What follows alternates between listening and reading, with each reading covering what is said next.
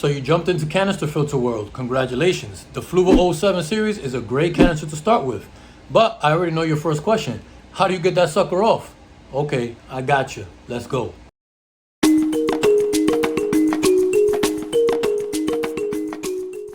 Welcome back to the channel, guys. If it's your first time here, my name is Kev from KaveManAquatics.com, and on this channel I like to make helpful videos on all topics of the aquarium hobby that get straight to the point. So if that sounds good to you, consider subscribing and you won't miss any new content. So since I get so many questions about the 407 canister filter or the 07 series in general, I decided to make a little mini series about the filter. Today we're going to cover how to get that filter out from underneath your tank without making a mess of water all over the place.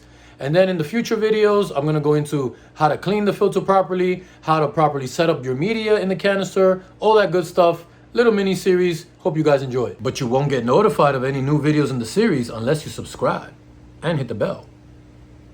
So let's assume it's your first time getting ready for your first cleaning. How do you get this sucker out? Well, very simple. First thing we're going to want to do is stop the water flow from going inside your canister. We're going to do that with this gray valve right here. Not this red tab, just the gray valve. We're going to lift it up completely vertical.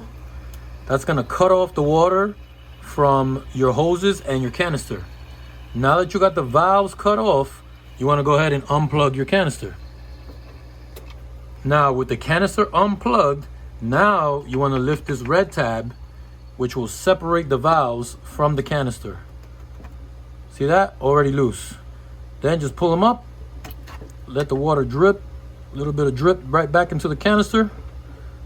Then your hoses are free. You can put them anywhere. And now your canister is free to be removed. If you guys only knew how many times I get asked this question. So now that we got the canister out from underneath the tank, I'll show you guys how to get this lid off, because I know when I started, I had a lot of trouble with it myself. You'd think you just got to flip these brackets open and then pull this sucker off, right?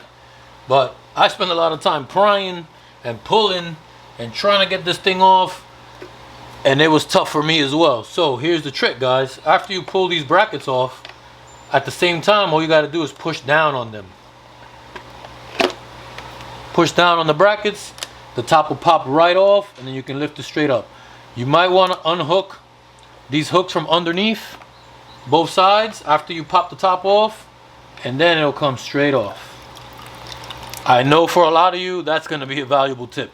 At this point, you can get started with your cleaning. If you need help with how to clean your 407, I got a great video on that. I'm going to put a link up here in the corner, and it'll be in the description below for you. Now guys, when you're putting your top back on the canister, you would think to just put these hooks underneath, let them grab, and flip these handles up, and that'll be it, right? And it's sealed. I can guarantee you that with time, you're not going to have that good seal all the way around the top. I can feel it in the back. It's not sealed properly. So I wouldn't rely on just that, guys. I'd put the top on. I'd set the top on the canister as normal and physically push down on it. If you got water in the canister, push down slowly so the water doesn't shoot back up into your face. But push down on it on all the corners. Make sure it's on there tight. Feel the edges, and you can feel the seams, and you know that it's closed correctly. Then once you feel that, you can go ahead and set up these brackets the right way. The seams you want to feel for are right where the top meets the canister. You should feel no gap at all right there in the front and back. Some of you may remember a little issue I had not too long ago where the power went out for about 20 minutes in my house, and when that power outage happened, this filter started to flood my entire floor. Why? Because the top of that canister was not sealed correctly.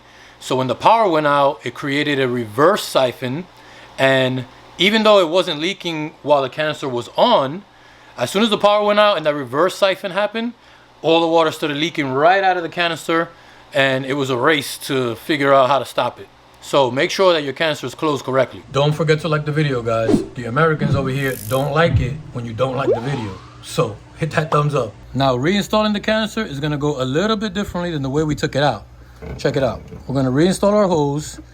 We're going to make sure this red tab is all the way up so that the hoses go in nice and secure. Once they're in place, then push down on the red tab. That's your locking mechanism. So now the hoses are locked and sealed in the canister. Now, the next thing that you want to do is open up the valves, because we have the siphon trapped in our two hoses right now. As we open up the valve now, it will begin to refill the canister with water. You might even see some bubbles coming out of your output. Once you don't hear any noise and the canister is full, now you go ahead and plug it back in. You can hear that. It's flowing and it's flowing. What you also might want to do is purge your canister with the priming valve right here. Give it a few pumps. That'll help to release any air that is trapped inside. As it gets harder like that, that means it's full of water, not air. You'll know when all the air is out when those little micro bubbles stop coming out of your output. There you go. Now, as easy as that was to reconnect, it's even easier when your canister is brand new and never been filled before. The reason this way works so well is because you already got the siphon trapped inside your hoses, meaning there's water trapped in your hoses. Once you reconnect the hoses and open up that valve, it's automatically pushing water into your canister, filling it up for you. That's why it's so easy. Now, when the canister is brand new, there's no water in the canister, there's no water in the hoses. All you got to do is connect everything up and then use your priming valve right here. Give it a few pumps, 1, 2, 3, 4 pumps. That's all it needs. And it's actually going to help suck the water from the tank into your canister. Gravity is then going to do the rest. Gravity will feed all the water down into your canister until it's full. And once it's full, just plug it in and it's going to work like a charm. The only other thing that has to be done a little differently is this output right here. If you're going to install a canister for the very first time brand new, your output should be above the water line, not below it. What this is going to do is allow for air to release from the canister as you prime it.